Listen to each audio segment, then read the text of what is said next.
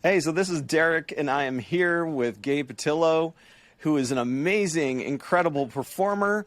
He is the hype man, background singer, tour producer for TobyMac, and he's also a producer of Married to the Games podcast and an incredible voiceover artist. He is living the dream life for real. Welcome, Gabe, to the Make a Fun Island podcast. Thanks so much for having me. I appreciate it. Yeah, man. So I was telling you just now, the people I want to talk to is exactly people like you, because you have been living the creative lifestyle for a long time. No joke, you make a living at it. You've been doing it for, like I said, quite a while. You're very seasoned. You're very seasoned. All the seasonings. in a good way, in the best way possible. And so, that's kind of what I like to dig into is, what is our lifestyle like? What is it really like to be in the trenches, earning money as a musician or an artist just in general? And so tell me a little bit about, how long you've been performing, what you've been doing with TobyMac, for these last number of years. So just bring us up to speed. Yeah, I mean, I came up in an artist's home. My dad, Leon Patillo, was a singer, still is a singer. And so I kind of was always around this. And then my mom, they did things in tandem. So I think she sold what I heard later was referred to as Jesus junk, at the merch table, she had the bobbleheads and the buttons and all that stuff. And then she moved on when they split up. She moved us to Nashville and where I live now. And she worked for a company called Star Song, was one of her first jobs here. And then has worked her way up, and now she's the president of the Gospel Music Association, who is responsible for putting on the Dove Awards. And so I've always been around this, and so around creatives and around what I've actually grown to call myself is an editor. I work lockstep with creative people all the time. And I feel like sometimes I'm best used when something's laid out and I go, what if we did X, Y, Z and try to, outdo what we've done. And so, yeah, man. So, I've been performing on stage and since I was young, I think 10 years old. With your dad? Were you performing with your dad? No. I was a dancer for DC Talk, actually. There was a... Oh, wow. So you go way back. I go way back with Toby. And so they had two kid dancers in the early 90s that would come out with them. They had 3 grown-up dancers and 2 kid dancers, and I was actually one of those. And then kind of moved from that, went back to school, which seemed extremely boring after going on tour for a year. And then every summer, my mom would sign me up for a thing called the Young Continentals. And which I don't think is around anymore, but the Continental Singers was the Continental Singers, Yes. And so they had Young Continentals for a long time, and so for 3 years I did that during the summers, and that's load up on a bus, you and 36 other sweaty, smelly children, and 5 adults is what it felt like. You go stay in host homes and sing in churches, and so that kind of thing kept my chops up as I was growing up, and I really wanted to do theater. Things didn't end the best between my mom and dad, and so I didn't want to necessarily follow in his footsteps of doing music. Got you. I wanted to do theater, and so all during high school, that's what I did. I stopped singing professionally at any level, and just did plays and just did video things here and there for Brentwood music kids and stuff like that, and even as far as I didn't even sign up for musicals. I didn't want to sing, period.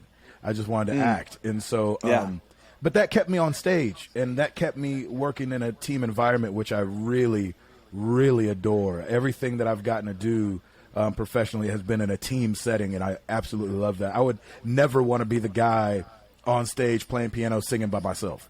There's incredible artists that do that. Just for me personally, I love working as a team. So I love the position that I've had with Toby for the last 20 years, and so it's grown from just hype man to more of a background singer instead of just kind of bringing the party, and then working with him in tandem to produce the Hits Deep tour that we have every year. Yeah, and so for most people who may not be familiar with you, like when you go see TobyMac, you are the second most visible person on stage. Yeah, maybe third most behind Terry and the girl that sings with us. I'll take third place, but I'm right up there sweating for a living for sure. Yeah, you're usually jumping all around and yes, sir. Playing drums and doing somersaults and all kinds of crazy stuff. Yeah, that's right. So you're that dude. I'm that guy. They're like, who is that guy? I'm that guy. So tell me, well, actually, okay, so one thing I didn't realize, and I guess I should have made this connection, I never knew that Leon Patillo was your dad, because he is a legend. He is a legend. And the reason why he's a legend is because he really, I feel like, I mean, going back kind of like Christian music history, gospel music history, you had back in the like 50s and things, right? Like you had like kind of like white gospel quartets running parallel to traditional gospel music. And then would they break that out as Southern gospel? Is that what they would call it? Southern gospel? Yeah, I guess you could call it Southern gospel. And then we kind of got into the 60s, and that's when like Larry Norman, who's kind of like considered the first Christian rock artist to kind of come out, and then we had kind of like the Jesus movement, Jesus People, all that, and then that broke open a lot of doors that led to like Keith Green, second chapter of Acts, and there were Amy Grant, and then Michael W. late Smith, 70s, and then 80s. and so then that became what we now know as the contemporary Christian music industry, or CCM music. And what was interesting about your dad, at least this is my view, just my recollection as a fan, is that he was like one of the first black artists to be participating like on the Billboard charts in the contemporary Christian, in the CCM format. Yep. And it's interesting because you and I were talking, because we met kind of through TobyMac's band and a mutual friend, Mr. Talkbox. Byron, Mr. Talkbox Chambers. Talkbox Chambers. Yeah, baby. Yeah, amazing man. Super talented. 5 Grammys with Bruno Mars here recently. Holy. Yeah. That's crazy. Yeah. And anyway, so when I had signed Byron to my independent label, Save the City Records, and as I was marketing him, I started doing a bunch of research on the contemporary Christian music industry and black artists and and the Billboard charts. And I had found that besides BB and CeCe Winans and Leon Patillo, it had basically been about 40 years since a solo male black artist had been on the CCM Billboard charts without the lead feature of a white artist, because some people would say, interesting. Because some people would say, okay, well, Lecrae, recently, well, and this was, I mean, there's been a few things that's changed in the last few years, but I'm just going back like 5 or 6 years. Like Lecrae had a big hit with For King and Country, and it was marketed as For King and Country with Lecrae. Or Kirk Franklin with TobyMac. So it was really more TobyMac featuring Kirk Franklin. Interesting. Right? But a solo male black artist could not be found on the Billboard chart since your dad or crazy. BB and CeCe Winans. Yeah, outside of any kind of gospel world, which is what was interesting is that they always called my dad gospel, but the music wasn't gospel. He was just black. You know what I'm saying? And so, because his music was pop, he came up, he came up with Earth, Wind and Fire, and he was the lead singer of Santana before he got saved, and so that's the music that he was doing, and he just kind of continued doing it with, but he got radically saved in the late 70s, and so that's kind of where he just changed who he was singing to and what he was singing about, not necessarily the music, because the music didn't have a sound yet. Now you can make the argument that you could flip channels and be like, oh, that's a Christian station, even without knowing the content Right. of the music. Back Yes. then, they're just doing music. You know, we went through a really weird time in the late 90s and early 2000s where they felt like Christian music was just copying general market music, but was like, 6 months to 3 years behind. Right. But At least. back then, right. But back then, everybody was just making music, and who you sang to and what you sang about was the only difference, really. Right. So anyway, I see your dad as a trailblazer, and it just blew my mind. I'm like, oh my goodness, I finally made the connection that you're his son, because I always knew your mom was the head of the Gospel Music Association, which is amazing, and so that's just super cool. So I just want to say your family's trailblazing, and you're carrying the torch. It's big shoes to fill, that's for sure. It's and I'm honored to have two parents that have had such an impact in the Christian music realm. Because I think Christian music, as much as I can get frustrated with it as a business, I think is still vitally important. And so I'm glad to push the needle or continue to hold a torch or shine a light on Christian music where I can, and where I feel like I can be excellent. Because if you can't be excellent, then it's like, man, like why do it? And so you and I were just chopping it up before we got on here and hit the record button, and we were talking about Mr. Talkbox and his Grammy wins with Bruno Mars, and I was funding a couple of his albums and trying to market it to Christian radio.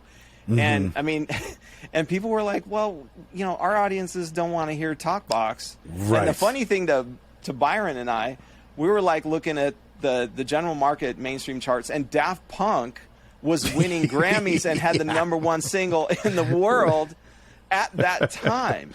And we're like, wait a minute, what's so different about your market? I know. It's a different people group, Yeah. Unfortunately, when I was coming up in youth group, it was the demographic for who listened to Christian music was way wider, I feel like, than it is now. And so, or when you were trying to do it with Mr. Talkbox, where Mr. Talkbox maybe in the mid 90s could have worked. Yeah. You know what I'm saying? When we have like POD and all these people coming that you wouldn't even see anything like that on Christian radio now. But there was a time there where like almost anything went. Yeah.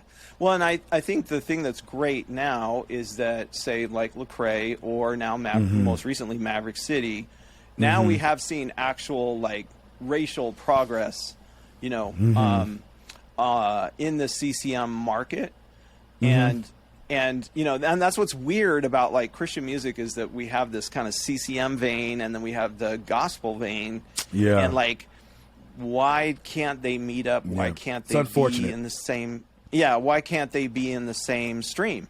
And that's what a lot of people talk about too, like Sunday morning, same thing, right?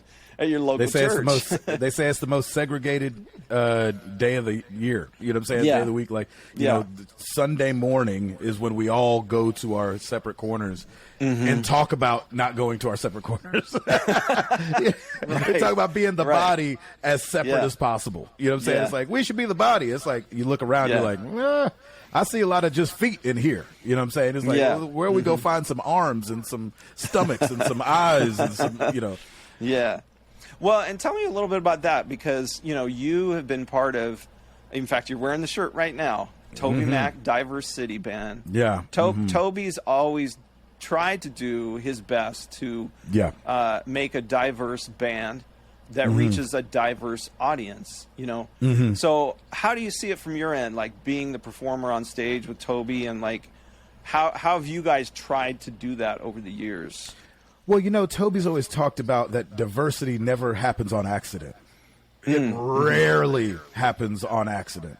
And so he's been very purposeful about putting together his band. And sure, it's easy in CCM, go get you a white band. Everybody white. Hey, everybody's good. Yeah, you play drums good. But he's like, no, I don't want to do that. It's not what I stand for. It's not what I've ever stood for. He's from D.C.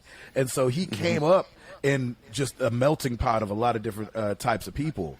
Even if like where he was raised wasn't, or his family maybe wasn't diverse, but he always had the mindset of like, we're better together, you know, and he loves the flavor that different cultures bring. You know what I mean? You know, we were just talking about Lin-Manuel Miranda the other day, who I'm a ginormous fan of. And like what he's brought into the musical realm for Disney is insane. You know what I mean? Like getting to hear all that Latin feel that, you know, we didn't hear. You know, Disney for the longest time was just white bread, great music. Now, I'm a huge Disney fan, and so I think the writing has always been amazing, but we've never seen it be so culturally diverse as it is now. You know, we saw them kind of do it with Princess and the Frog. Felt like it was one of the first times they were like, oh, no, we're branching out. We're doing this like swampy New Orleans, you know, kind of music. And so, you know, and Toby's always loved that. Toby's always loved, you know, his wife is Jamaican. You hear a lot of reggae, especially in his early solo music. DCTalk was always rap and rock. And so I think that, you know, and he's just, it's been something that's on his mind and something that he goes after. And I think that we always, as a people, unfortunately, to Toby's point, my church, which is majority white, can say all they want that they want it to be diverse. But unless you go and chase it, it's not going to happen. You just saying it to 100 white people is not going to make it diverse. But you going and searching out a black pastor or a black leader in the community and bringing him into your church and saying, hey, this guy is going to head up this, that, and the other, and then he can speak that language that brings other people that look like him to the church. And so I think that's one of the things that it's one of the big misses. You know what I'm saying? People like being around mostly people that they look like. And so it's not just a white problem. We have black church as well. And so, but I think that, you know, it has to be something that you're chasing after. It's not just going to come to you, I don't think. Yeah, that's a great point. So where does diversity go from here? Like, what have you guys talked about as like the next generation? Have you guys been talking about that? Of like, well, I mean, you know, Toby's got Goatee Records, and the last couple artists that he's been very involved with have been black artists. Tarian is one of the new artists that he signed, Jamie Grace, a couple years ago. And that's a thing that's very purposeful for him too, because he knows, again, in our sphere, it is very easy to find a white guy that plays a guitar and writes a good song. That they are everywhere. And we hear them on the radio. And what's interesting about CCM right now is I feel like the women are having a great little getting some shine right now, which is finally. Great because Christian radio has been run by white men, not run by at the top. Yes, that too, but run by as far as the Jeremy Camps and Third Days and Mercy Me's and the TobyMacs even. And so, you know, that's what he wants to do. He wants to pour into the next generation, and doing that is difficult because the arena and the ear of the Christian music listener has narrowed. And so when you want to force some swag in there, it doesn't always take. And so then you have to look at it and you're like, okay, do I want to sign somebody that will sing songs that K-Love will play because K-Love is a behemoth and, you know, good people trying to do great things? Or do we go the Lecrae route, which takes a lot longer, costs more money, might be more, you know, but the fandom is deeper. The roots are deeper to that fan base because you kind of went the grassroots way, played every little side thing you can. You know, it felt like Lecrae happened overnight to a lot of people. For those of us that know his story, we're like, this Joker been doing this for a long time. He just didn't. He played a lot of youth groups. Yes, a lot of youth. And so, you know, it's just two different business models, and one is really, really hard. And Toby's Toby can flex all his muscle at Hits Deep, but Hits Deep is he's partnered with K-Love on that. And so, you know, there's a certain we can't do everything we just want to do because we have partnered up with people that don't necessarily stretch as far as we want to, but it's been really awesome for him to be able to have Aaron Cole and who's a black rapper, and Tarian who kind of leans R&B ish with her music, and he puts them on these tours. Now they might not be getting played on K-Love, but he's putting him in front of that audience so that they at least have an opportunity to see that it's not just Crowder and Kane and Unspoken, you know what I'm saying? Yeah, and so I feel like that's where he's trying to flex his muscle. You're being a little gracious, and I guess I'm a little more visionary here. And I would say that it's actually Christian radio's job to lead, not to, because they can lead if they want to. Like, I mean, like you think of let's take XM radio and country artists, right? They know, and I've talked to some people there, they know that they have enough sway and audience size. They can break country artists on the Sirius XM country station. Absolutely, yeah. Single-handedly, they can break artists. You know, K-Love in our market can break artists if they want to. And I think there needs to be more done. Yeah, I mean, break sure. Female artists, black artists, particularly like I'm revisiting what I'm saying earlier, solo black male artists. That's a very interesting demographic that, you know, a lot of people think, oh, it's fine, it's fine, it's fine. No, it's not fine. Look at the Billboard chart. It tells you.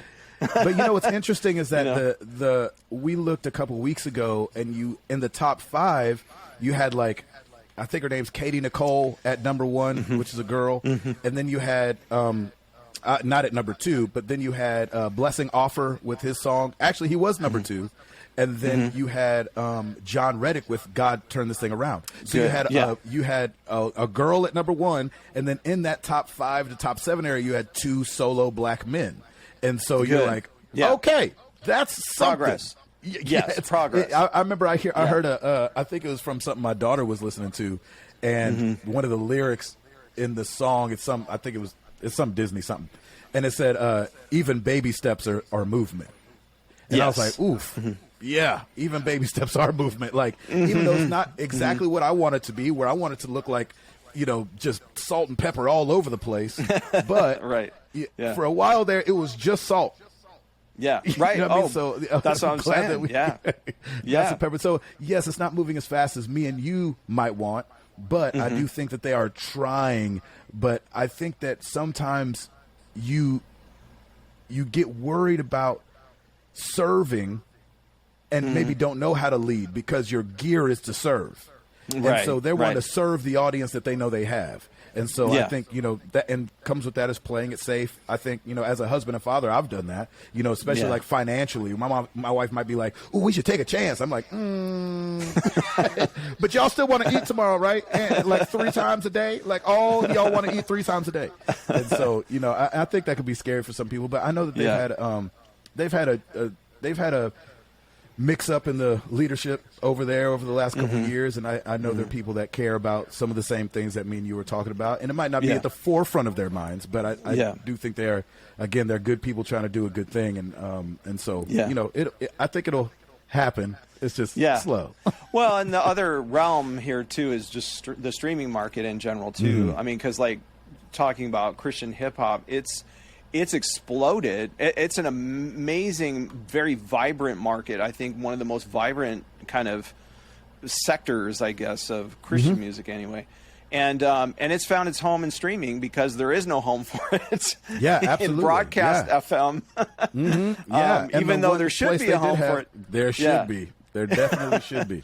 But it's tough, man. It's tough because I think with Christian hip-hop, now I'm going to make somebody mad, but I'm going to say this.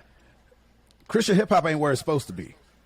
There's not enough good artists to play to fill up a full day's worth, I don't think. You don't Christian think hip-hop. so? Whoa! I'm saying if you want to do, I'm saying that's what I'm saying. But if you were to try, if we were to play the game of top 40, so you got to go find me 40 Christian hip hop artists. Yeah, that is tough in itself. I can find them for you. Oh, you can find them. I can find them. But then we have to make sure it's quality on top of that. Yeah. And I think it's a taller task than even I want to admit, because I think let's say you find those artists. Okay, great. That's one song from each of them. That's 40 songs. How many do we need for all week for that radio station not to sound extremely redundant? Yeah, right. Well, you know what I'm saying? Because you can't play 7 Lecrae songs. Well, Christian radio only plays 100 and something songs anyway. That's very true. They're only playing 50 artists and 150 songs anyway. So right, and that's how top 40 is too, right? I mean, yeah. Secular radio is the same exact way. They play the same songs over and over again by a bunch of different artists. But I just think, and I think it should be done. I just think it's tougher than it might seem. As you know. You definitely made some people mad. I didn't get mad at you, but I could take you to task on that one. So yeah. But I get it. Well, yeah. So let's switch gears a little bit and talk about. Actually, this is an interesting intersection point and segue because Caleb, I know that they've made some hires kind of at the executive level that they've getting into more like music or movies and that kind of thing. The interesting thing is that, I remember George Lucas saying 98% of major motion pictures lose money. And so that as a growth story to me is a little weird because, that's not going to be a big revenue generator. I mean, you're going to have to make a lot of movies that are terrible to get the one. I mean, ask Netflix how many Netflix shows did they have to make to get a Stranger Things, Right. And, absolutely. You have for something to pop. Mm-hmm. Yeah. And so they know that. Amazon knows that. And I just think that's a tall order for something like, a Christian media conglomerate, I guess you could say, if you want to call it that. Yeah. Absolutely. Okay, go ahead. Go ahead. No, I was just saying, going off of what we were just talking about. Yeah. Whoa, some of these movies, boy. Yeah. Listen, it's tough. It's tough out here. And it's not an easy thing to do. That's why when you see an amazing movie, it's amazing, right? Because it is a hard thing to do because, you have budget. And then, what actors will work inside that budget? And then you want to do just like a CG something. And it's like, oh, Lord, like just to do a CG house on fire and make it look right is hard. Right. You know what I'm saying? And so, I mean, it's a tall undertaking. And we've all seen the Christian movie thing grow.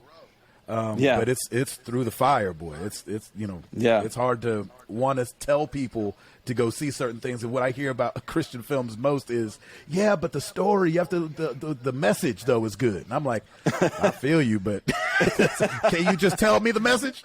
Like, I got to sit for an hour and 45 minutes do some terrible acting. It's tough. Yeah. It's tough, man. It's tough. Triple tough. Yeah. Well, and I'm going somewhere with this. To interface with, I know your passion, which is gaming, because I've been doing some more research. Did you know that gaming is worth more in annual revenue right now than books, movies, music, and professional sports combined? Did you know that? I definitely knew that. Well, I didn't know the professional sports part, but I knew the other recent. three. Yeah.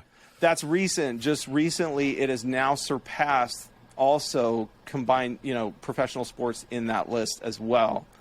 And so it's crazy. People don't really even understand. So I would be like, look, if I'm advising the K-Love executive team, I'm like, no, we should be thinking about metaverse things, metaverse titles, building things for the Oculus headset. Forget this movie thing. Like that's just like Russian roulette kind of thing. Like, yeah, it really is. Yeah. We should be going after like things that are trending. Yeah, and indie developers. Gaming Yes, absolutely. So anyway, so you're passionate about gaming. So tell us about kind of your stuff in gaming. Here's the hard part. I did a podcast years and years ago with somebody. It was a Christian podcast, and they talked to me about gaming. And boy, they took me to task about gaming. And so I think that there's a super negative connotation with video games, and I think that's why Christian companies wouldn't view that. Big Christian companies. There are some people trying to put out some interactive experiences in the gaming realm, but it is very few and far between. But look at how media talks about gaming, right? Every time, it's a sensitive subject, I admit, but anytime there's a shooting, video games are the first thing to get brought up, right? Got you. And so they're like, oh, well, they played Call of Duty, and you're like, oh my gosh, you're like, the whole world has video games. Like you said, it's such a huge part of our culture here. But it's weirdly underground. It's like very above ground, but kind of underground, where like grown men don't like to talk about the fact that they play video games. And that's one of the reasons that we started our podcast. It's called Married to the Games. Our tagline is kids, wives, and 9 to 5s, but we're still married to the games. There's 4 of us. All 4 of us are husbands, 2 of us are dads. And we just talk about video game news every week. And we've been on, we're going on, September will be 10 years. Wow. And so we just celebrated our 500th episode a couple weeks ago. We've never missed a week. Congratulations. We've thank you. We have been consistent, and we're always here. We're just kind of like that little brother to the IGNs and the Kind of Funnies and all those big guys. But we're the we're the little engine that could. We're like, we haven't missed not one week. And and some of that stuff is stuff that we tackle, obviously from the money standpoint when you talk about movies and music, but also from social standpoints, as far as in relation to when people say, even with, I think it was Parkland, where the sheriff was coming out and talking about they like to play violent video games, and you're like, oh my gosh, here we go. But it's definitely a love of mine. I've been gaming since I was very, very young. My dad is a tech guy, and so he bought me my first NES and the Sega Genesis, and so I grew up playing that stuff, and I absolutely love it. And we have a good time talking about gaming every week. Yeah. So what's your favorite? What's your two questions. What's your favorite title of all time? Oh gosh, or franchise, and then what have you been playing recently? And maybe those are the same. I don't know. No, they're not the same. My favorite video game of all time is a game called Final Fantasy VII. It came out, I think, in 1997 in America. Broke all kind of records when it came out, and it was my first time that I fell in love with the characters in the game that I was playing. Everything else has been just shoot 'em ups or Mario and Sega, Sonic and all these people. And then the thing I beat most recently was a game called Elden Ring, which is this really huge open world thing. I think it was actually a J.R.R. Martin. Is that his name? J.R.R. Martin? The guy Tolkien? from the guy from Game of Thrones. He helped pen some of the characters and helped develop some of the stuff early on. And so man, Elden Ring. It was a crazy long game, and I somehow made it through it. It just took me forever. But man, I love it. I love the storytelling aspect. And so when Call of Duty comes out, I'll play through the campaign, see what kind of story they're trying to tell, and might jump into some multiplayer with some buddies. But I'm not a huge shoot 'em up guy. I'm not a huge sports guy. I really love story and letting myself just get taken away in that realm. Okay, I was going to ask you what was your favorite part of those games, so the story aspect. Yeah, definitely storytelling, and voice acting. I mean, it's one of the things that helped me fall in love with voiceover artistry is hearing them bring these characters to life and just how incredible they are as actors. Yeah. So have you been doing anything in that space now? I mean, you're starting to get into that, or you've been doing it a while. So tell me a little bit about that aspect of things. Yeah, I've been doing it for a little bit. Dabbled in it at first.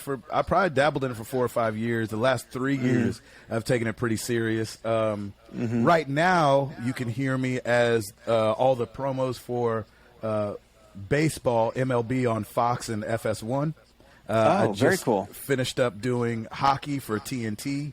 Nice. Since they're in the Stanley Cup now, so the TNT doesn't have it anymore.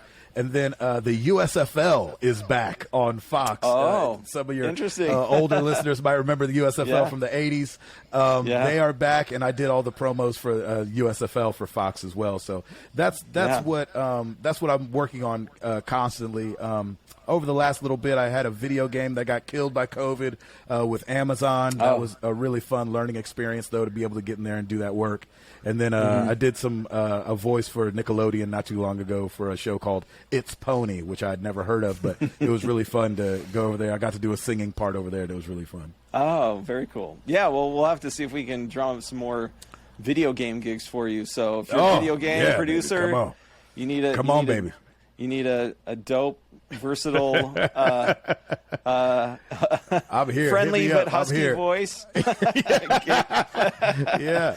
Hit me up, man. I'm around. Yes, sir. Yeah. Well, anyway, so back to gaming. I mean, I think what's interesting about gaming is that it's now gone beyond gaming, right? Like, so do you own a VR headset? Did you get into that yet? Oh yeah, I've got 2 of them. Yeah, I've got. Okay, so what do you have? I've got the PSVR for the PlayStation. Okay. And then I've got the Oculus Quest out by Meta now. Okay. And I absolutely love it. I do understand that it's a weird step to take. So it's not like a first thing I would tell somebody to get. But you definitely can feel the promise in it. And there's been a couple games that I feel like have completely grabbed onto VR, and it makes complete sense. One of them is Beat Saber. It's such a great game in the VR space.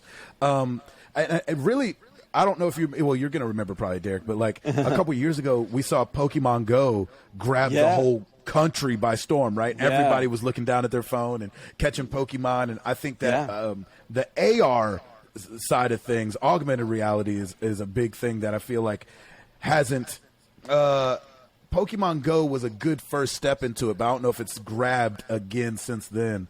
But I think that's something that shouldn't be overlooked either. Actually, this is one that's been flying under the radar because Pokemon Go is a huge franchise. Yeah, and they're launching even more augmented reality titles. Actually, a friend of mine they did Harry Potter, I think, as well. Oh, okay. There's a Harry Potter game that's kind of in that same realm, augmented reality, that's out as well right now. Yeah, a friend of mine from college, his name is Mike Quigley. He's the marketing guy for Pokemon Go. So I kind of I kind of know. I'm like, he nailed it. I'm like, you're killing it. I mean, they took the world by storm. Like we rarely get to see that, you know. And I think we're getting to see so many things that were so rare years ago. Like you know, we saw it in Titanic, right? That the one song that they wrote for Titanic was ginormous, right, and huge. And then we get to see, you know, We Don't Talk About Bruno and Encanto just kind of take the world by storm. And these songs that come out of movies. And then, you know, when Pokemon Go grabbed the culture, you were like, this is wild. Like, when was the last time we saw this? I feel like, you know, was Mario was like the last thing that everybody knows Mario. Everybody knows Sonic. And like, I feel like everybody knows Pokemon Go. They have freaking, you know, festivals or whatever in New York and all these places where they get together in a field and play together. So I mean, gaming's a behemoth that I think people don't realize. Yeah, and I think that there's going to be a lot of people now. I think where it's going next is where people are going to put on their virtual reality goggles just to hang out. Like, I think there's an app that you can run, you know, if you have your Quest 2, you know, headset from Meta, or I don't know if they have it. They probably have it for the PS VR thing too. It's called VR Chat. A lot of college students use it, and they'll just like, you know, all their friends from all over the country or world or whatever, they can just get together in the metaverse and hang out and play pool and throw darts and like play mini golf. And, absolutely. You know? I was showing my daughter you can, you know, even in some of the theater things, right, where they have movies playing and you're sitting there and you look over and there's people sitting next to you and, you know, that are watching the same movie as you. And I think it's gonna you know, Ready Player One had its finger on the pulse for sure. And you're like, I don't know how far it'll go, but I think it'll definitely get to some scary places where you're like, that's really cool and scary all at the same time. Do you VR much? Are you into that world? I do a lot. Honestly, I got a Quest 2 headset about a year ago, a little over a year ago, and it blew my mind. Like, it really blew my mind. And I was like, this is going to change everything. This is totally going to change everything. Like you said, I think it's going to take a while. You know, maybe 10 years from now.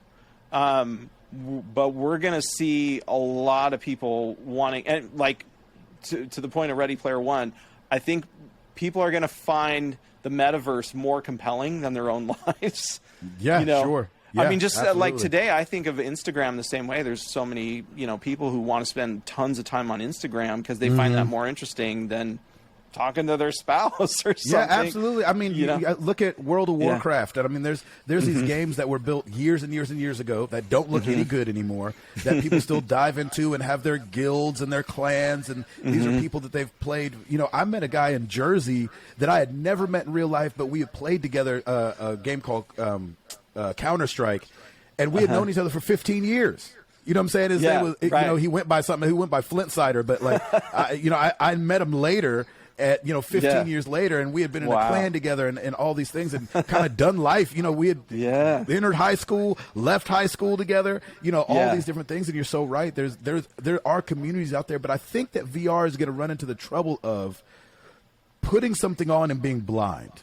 So Microsoft was working on a thing called a HoloLens for a while that you could kind of see through, and it kind of puts things in the world. And I think that's going to be what really grabs. Like if they could have figured out Google Glass, if it wasn't like ridiculous, I remember putting on a Google Glass and being like, it's not quite it. It's close though. And you can tell, like if you could wear glasses that they actually put all over the world, and then you could go home and enter a world there.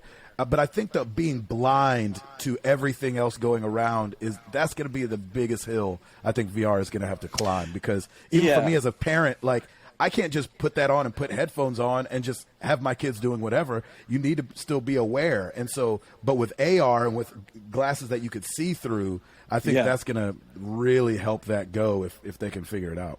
Yeah, and I think that's where Apple's going, and Apple has been silently putting in LiDAR sensors on the backs of, the most recent iPhones and iPads. So what LiDAR does is it allows you to essentially get a very detailed scan of the room, all the objects in front of you, in real time. Wow.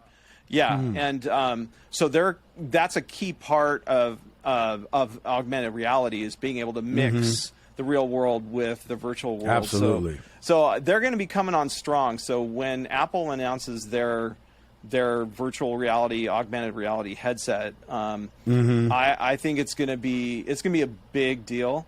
And I think, like, to your point about like wearing the goggles and glasses and stuff, like I think it won't be really super mass market until it's like a pair of Oakleys, or Ray-Bans. I know. Yeah. Yeah, we're far away from them cramming all that tech down to that small. Yeah, but it's going to come fast though. It may be far. You think? We may think it's far. But when it happens, it's going to happen quick. Yeah, like I would put that out about 5 years. Like we'll be able to go to Best Buy. That'd be incredible. We'll be able to go to Best Buy in about 5 years, and it might be a little bit chunky. Like they have the Bose. I think like they have the Bose sunglasses right now. Have you seen those? Yeah, I think Ray-Ban's got one too that like records on the side and stuff like that. Yeah. For music. But the thing, right. I'm glad to hear about Apple, because one of the things I always think about Apple is like they don't necessarily, and I'll make somebody mad again here, I don't think Apple invents much, but I think they take what exists and perfects it. They make things, they make things amazing. It's not like iPhone, the first thing that had a screen on it. I was definitely using on my touch screen. I was definitely using my finger before. Now, I was supposed to be using a stylus, but I was using my finger. But I think that Apple sees something. I think Siri was probably maybe their only miss, but like they see things and they're able to perfect them in ways that you're like, Apple did that.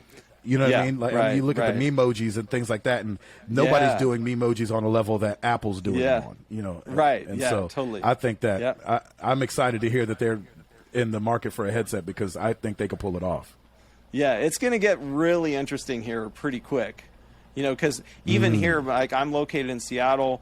Most people don't know, like Meta. I mean, they've had like 600 jobs open in the Seattle area for the virtual reality division, and then they have another 600 jobs open in Silicon Valley. They're growing in Amazon just for virtual reality alone. Like people don't understand the scale of how serious Mark Zuckerberg is about this. And the other tech companies, like you said, Microsoft, Apple, Google, they're not going to sit around and take that. Right? No, sir. That's right. Yeah. Figure out something. I just wonder what the age range is, right? Because I would think that, like, my wife is not doing that. There's no way she does it. Right. And so I just wonder who they're going to be aiming at, because obviously you're going to make it look like it's cool and for everybody. And I think that's what Nintendo's done so well with the Switch. If you notice, none of their early commercials had only kids in it. They had like college, kids in it. And then it had parents in it playing with their kids instead of feeling like, oh, this is a kid thing. There's like, no, this is a college age thing. And so when the Switch came out, you couldn't find that thing for like 2 years. It was sold out all over the place. And everybody was buying it because it was so easy to pick up and take with them. And so it's going to be interesting to see who they market to, because Apple has everybody. They're not the lion's share of computers out there, but, everybody thinks Apple is great. And so it's going to be interesting because, so my wife's 36. And so I'm thinking that's still really young to not want to adopt a new technology. But I don't see her throwing on a headset. You know what I mean? Who do you think they're going to be marketing to? Yeah, I think, and this is where I think virtual reality has a problem. It's kind of a bit of a technology looking for a solution, because the big money, even when you look at the iPhone and the iPad, it didn't really hit super big until businesses said, okay, we want to start buying these for our employees, and they know that. And so I know that Mark Zuckerberg has talked about this, because they have I think it's called Workrooms right now for the Quest headset, which is like Zoom in virtual reality. Yeah, with the VR. Yeah, but the big problem that it has right now is it can't do eye tracking. Like if I'm looking at you across the room in virtual reality, it's not tracking my eyes. So the next version of the Quest headset will have actually eye tracking, so you can actually track. And the PSVR 2 is going to have eye tracking as well. Yeah, and so that's why they want it, is because they know, look, if I can look across a room and look at you, now we can have meetings. We can have meaningful meetings, and then that will be the Trojan horse into businesses. So, and it's going to be, and you're going to start opening up the realm to people that are handicapped. And can't do all the moving around that I would do, an able-bodied person would do. And so now with being able to do that, and we've seen all kind of tech with how people with disabilities can talk and look at a screen and stuff like that. If you can build that into the VR headset, then you open it up to another realm of people that might want to get out of their current situation and be able to, that would be really, really cool. Have new capabilities in the metaverse. They have new capabilities in the metaverse. Yeah, that's right. Yeah. Another thing too, I feel like would be, like say for your wife, would be people who, are like architects. Because architects today build like foam models and stuff to create 3D renderings. Well, like now you can actually design the building in VR, put up the wall, put up the door, walk through it, and you can do that in real time today. Say on the Quest headset. Crazy. So once more architects, young architects, start to see that, other design-oriented types of things, that's where I think the business world is really going to get hooked in. And I think too, the thing that the Quest did that was brilliant was get rid of all the wires. Yes, totally. You know what I'm saying? Like even PSVR 2, they've got the cameras on the front too, so they can see, that's how they're going to be doing the tracking, but you're still going to be tethered to the console. And so the fact when the Quest came out, because they have other ones, obviously HTC has the Vive and all that, but all of it's still connected to the computer. And so to be able to be wireless and still pack all that power is going to be super important. Yeah, totally. So anyway, well, that's where that's all going. So I can't wait to see you in the metaverse. I can't wait to hear your voice in the metaverse on all different game titles. I'm gonna have hair in the metaverse. I'm definitely getting some hair going on in the metaverse. Yeah, man. Well, great. So Gabe, where can we find you on social media and stuff? Oh, man, I'm really boring. I'm just at Gabe Patillo everywhere, GabePatillo. I'm not on everything. I'm on Twitter and barely on Instagram. But then Video Gabes, VIDEOGABES is my handle on PlayStation, on Xbox. So come find your boy, and I'm all over the place over there. So. Yeah, and then obviously GabePatillo.com. That's where I house a lot of my VO stuff. So if you want to just come see, some of my reels, and there's a connect with me at the bottom there. So yeah, man. And come see the Hits Deep tour. or Come see the TobyMac. His Deep tour, baby. We're doing the theater tour first in the fall of 2022, and then hitting it back up 2023. It'll be us and David Crowder with a couple friends coming along. So it'll be a rocking time for sure. Come and check us out. All right, Gabe, it was so great to hang out with you, man. And you too, Derek. Yeah. So I'll come to one of your shows here again. Yes, sir. I used to come to a lot when Byron and I were hanging out. Yeah. So I'll be sure to be at one here again soon. So, and and I'd love to, maybe come and be a guest on Married to the Game sometime. Ooh, come on, baby. All right, now we talking. We can talk Star Wars games. There we go. There you go. I love it. Yeah. All right, Gabe. Well, thanks a bunch, and we'll see you next time. Appreciate you.